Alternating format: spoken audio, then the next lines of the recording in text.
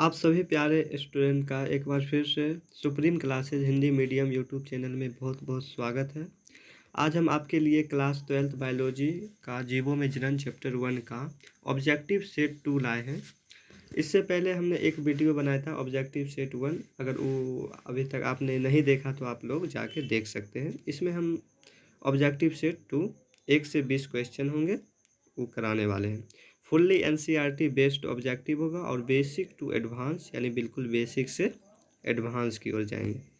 तो आइए क्लास को शुरू करते हैं। आपका जो पहला ऑब्जेक्टिव है, फर्स्ट क्वेश्चन, निम्न में से किसमें बीजाणु जनन द्वारा जनन होता है? Option A Chlamydomonas, option B penicillium, option C A तथा बी दोनों। तो देखिए बीजाणु जनन द्वारा जनन क्लेमाइडोमोनास और पेनिसिलम दोनों में होता है। तो क्वेश्चन नंबर 1 का ऑप्शन नंबर सी सही हो जाएगा, ए तथा बी दोनों। क्वेश्चन नंबर 2 है, प्लेनेरिया में अलैंगिक जनन की कौन सी विधि पाई जाती है? ऑप्शन ए मुकुलन, ऑप्शन बी विखंडन, ऑप्शन सी पुनरुद्भवन। तो देखिए जो प्लेनेरिया में होता है उसमें पुनरुद्भवन होता है। पुनरुद्भवन प्लेनेरिया में पाया जाता है। प्लेनेरिया जनन पुनरुद्भवन द्वारा करता है। क्वेश्चन नंबर 3 है, निम्न में से कौन अलैंगिक जनन की विधियां हैं? ऑप्शन ए मुकुलन, ऑप्शन बी विखंडन, ऑप्शन सी बीजाणु जनन, ऑप्शन डी इनमें से सभी। तो देखिए ये तीनों जो है मुकुलन, विखंडन, बीजाणु जनन और लैंगिक जनन की विधियां हैं। और लैंगिक जनन इन्हीं विधियों के द्वारा किया जाता है, जीव करते हैं। चलिए क्वेश्चन नंबर 5, मनुष्य के किस अंग में सबसे अधिक पुनरुद्भवन की शक्ति पाई जाती है? मनुष्य के आपको बताना है मनुष्य के किस अंग में पुनरुद्भवन की शक्ति पाई जाती है। पुनरुद्भवन का मतलब होता है जैसे आप कोई अंग काट दे, वो फिर से उसी रूप में डेवलप हो सकता है, फिर से अपना नई अंग को पैदा कर सकता है। तो देखिए जो लीवर होता है, लीवर में सबसे अधिक पुनरुद्भवन की शक्ति पाई जाती है। मनुष्य के लीवर में सबसे अधिक पुनरुद्भवन की शक्ति पाई जाती है। ठीक है, तो ऑप्शन नंबर ए सही हो जाएगा। क्वेश्चन नंबर 5 है, पादप में अलैंगिक जनन की कौन सी विधि पाई जाती है? ऑप्शन ए मुकुलन, ऑप्शन बी कायिक प्रवर्धन, ऑप्शन सी विखंडन, ऑप्शन डी बीजाणु जनन। तो देखिए जो पादप में होता है उसमें अलैंगिक जनन की विधि को क्या कहते हैं?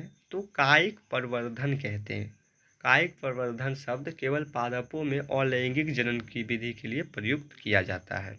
तो ऑप्शन बी क्वेश्चन नंबर 5 का सही हो जाएगा। क्वेश्चन नंबर 6 है, पादप के कायिक भाग निम्न में से कौन से हैं? देखिए मतलब पादप जो है अलैंगिक जनन किन किन अंगों के द्वारा कर सकते हैं, तो उन्हीं भागों का नाम बताना है। ऑप्शन ए तना, ऑप्शन बी मूल, ऑप्शन सी पत्ता, ऑप्शन डी इनमें से सभी। तो देखिए यहाँ पर तना, मूल, पत्ता तीनों के द्वारा पादप पेड़ पौधे और लैंगिक जनन करते हैं और नई संतति को जन्म देते हैं। तो क्वेश्चन नंबर 6 का जो हो जाएगा ऑप्शन नंबर डी सही हो जाएगा, इनमें से सभी। क्वेश्चन नंबर 7 है, निम्न में से प्रकंड राइजोम किसका जनन इकाई है? अदरक का, आलू का, प्याज का। तो देखिए जो प्रकंड हो राइजोम होता है, ऑप्शन ए अदरक, ऑप्शन बी आलू, ऑप्शन सी प्याज। तो अदरक के जनन इकाई को राइजोम कहते हैं, प्रकंड कहते हैं। आलू का कंद होता है और प्याज का सल्क होता है, सल्क होता है प्याज का। ठीक है, याद रखिएगा। तो अदरक के जो जनन इकाई होता है उसको प्रकंड कहते हैं, राइजोम होता है, छोटी छोटी कलिकाएं व्हाइट स्नैक जो निकलती है वही होती है। क्वेश्चन नंबर 8 है, आलू एक है, आलू एक क्या है? ऑप्शन ए कंद, ऑप्शन बी प्रकंड, ऑप्शन सी सल्क कंद। तो देखिए जो आलू है एक कंद है, एक क्या है? कंद है। क्वेश्चन नंबर 9 है, कंद किसका जनन इकाई है? ऑप्शन ए प्याज का, ऑप्शन बी आलू का, ऑप्शन सी केला का। तो देखिए जो कंद है वो आलू का जनन इकाई होता है। Option number B is right है। क्वेश्चन नंबर 10 है, बुलबिल किसका जनन इकाई है? देखिए बुलबिल जो होता है वो अगैव का जनन इकाई होता है। ऑप्शन नंबर ए सही है। ऑप्शन नंबर बी केला, ऑप्शन नंबर सी हल्दी। लेकिन जो अगैव का जो जनन इकाई होता है उसे बुलबिल कहते हैं। तो बुलबिल अगैव का जनन इकाई है, ठीक है।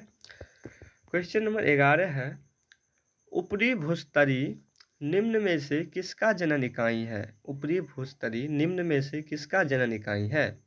ऑप्शन नंबर 1 डूब घास, ऑप्शन नंबर बी जलकुंभी, ऑप्शन नंबर सी अगैव। तो देखिए जो ऊपरी भूस्तरी होता है वो डूब घास का जनन इकाई है। डूब घास जो है ऊपरी भूस्तरी के द्वारा जनन करते हैं। तो क्वेश्चन नंबर 11 का ऑप्शन नंबर ए सही हो जाएगा।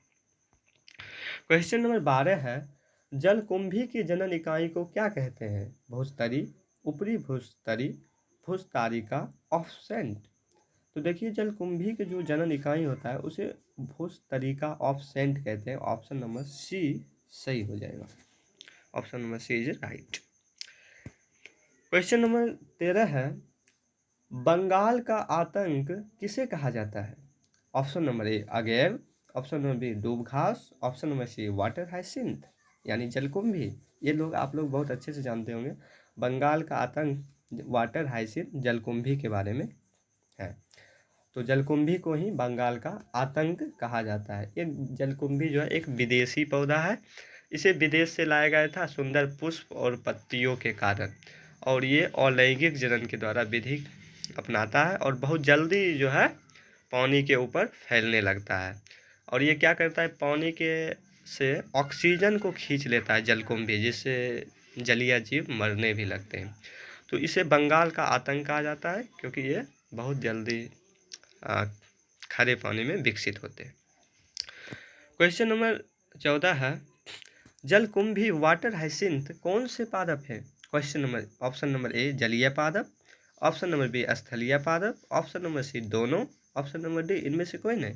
तो आप लोग जानते ही होंगे जलकुंभी कहाँ होता है, खारे ठहरे पानी में होता है। तो ये एक जलीय पादप है, जलीय पौधा है। तो ऑप्शन नंबर ए सही हो जाएगा। क्वेश्चन नंबर 15 देखिए, निम्न में से कौन से पादप रुके या ठहरे जल में सर्वाधिक वृद्धि करते हैं? Option number A agave, option number B पुदीना, ऑप्शन नंबर सी जलकुंभी। तो देखिए जो रुके हुए या ठहरे हुए पानी में सर्वाधिक वृद्धि करते वो है जलकुंभी। ये आप बहुत याद रखिएगा, जलकुंभी से एक ना एक प्रश्न जरूर आते हैं एग्जाम में, चाहे कोई भी एग्जाम हो। अगर बायोलॉजी से है तो उसमें एक ना एक क्वेश्चन जलकुंभी से आएंगे ही आएंगे। तो जलकुंभी को आप बहुत अच्छे से पढ़ लीजिएगा। चलिए नेक्स्ट है, क्वेश्चन नंबर 16 है, निम्न में से जलीय खरपतवार है? खरपतवार है जलीय खरपतवार, वही बेकार पौधा जो जलीय है। ए ऑप्शन नंबर ए पुदीना, ऑप्शन नंबर बी कमल, option number C water hyacinth, option number D agave. तो जलीय खरपतवार क्या हो जाएगा? वाटर हाइसिंथ जलकुंभी। तो option number C is right. Question number 17 है, भारत में जलकुंभी को क्यों लाया गया था? ऑप्शन नंबर ए सुंदर पुष्प और पत्तियों के कारण, ऑप्शन बी भोजन के लिए, ऑप्शन सी दवा बनाने के लिए।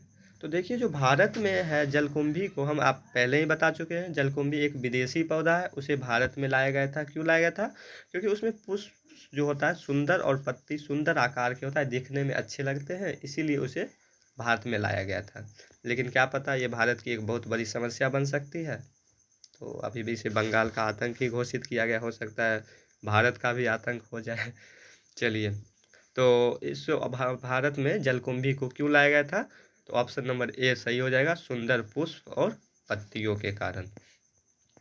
क्वेश्चन नंबर 18 है, निम्न में से कौन से कथन जलकुंभी के बारे में सत्य है? आपको 4 कथन दिए गए हैं, इसमें से बताना है जलकुंभी के बारे में कौन से कथन सत्य हैं। ऑप्शन नंबर ए, यह जल से ऑक्सीजन खींच लेता है जिसके कारण मछलियां मर जाती है। ऑप्शन बी, यह एक जलीय पादप है। ऑप्शन सी, यह ठहरे जल में सर्वाधिक वृद्धि करता है। और ऑप्शन डी इनमें से सभी। तो आप लोग जानते होंगे ऑप्शन नंबर कौन हो जाएगा? डी इज राइट हो जाएगा। तो क्वेश्चन नंबर 18 का ऑप्शन डी सही हो जाएगा। ये जल से ऑक्सीजन भी खींच लेता है, या एक जलीय पादप भी है, या रुके हुए जल में वृद्धि करता है जलकुंभी। चलिए क्वेश्चन नंबर 19 है, पत्थल चट्टा वायोफिलम पादप के जनन इकाई किस अंग में पाए जाते हैं? पथलचत्ता बायोफिलम पादप के जनन इकाई किस अंग में पाए जाते हैं? ऑप्शन ए तना, ऑप्शन बी पत्तियों में, ऑप्शन सी जड़ में, ऑप्शन डी इनमें से कोई नहीं। तो देखिए जो पथलचत्ता होता है, बायोफिलम होता है, उसमें आप लोग उनका पत्ता जब देखिएगा तो किनारे किनारे छोटी छोटी कांटेदार की संरचना होती है ना, कांटेदार संरचना। उन कांटेदार संरचना जब पत्ता टूट कर जमीन में गिरता है तो उनसे जो है एक नई पादप का निर्माण होता है। तो इसीलिए पथलचत्ता जो है उसके जनन इकाई पत्तियों में पाया जाता है। तो option C is right. Question number 20 है, केला, अदरक और हल्दी के जनन इकाई को क्या कहते हैं? केला, अदरक और हल्दी के जनन इकाई को क्या कहते हैं? Very very important question. Option A rhizome, option B कंद, ऑप्शन सी प्रकंद, ऑप्शन डी इनमें से कोई नहीं। तो देखिए केला, अदरक और हल्दी के जनन इकाई को क्या कहते हैं? आप लोग जानते होंगे, जल्दी बताइए, कमेंट में करके बताइएगा। तो option number A is right, rhizome हो जाएगा, राइजोम। ठीक है, तो आप लोग आज हमने 20 क्वेश्चन कर लिया, बेसिक से और एडवांस की ओर आए। यह वीडियो आपको कैसा लगा? अच्छा लगा हो तो वीडियो को लाइक कीजिए, चैनल को सब्सक्राइब कीजिए और ऐसे ही वीडियो हम आपके लिए लाते रहेंगे। बहुत बहुत धन्यवाद।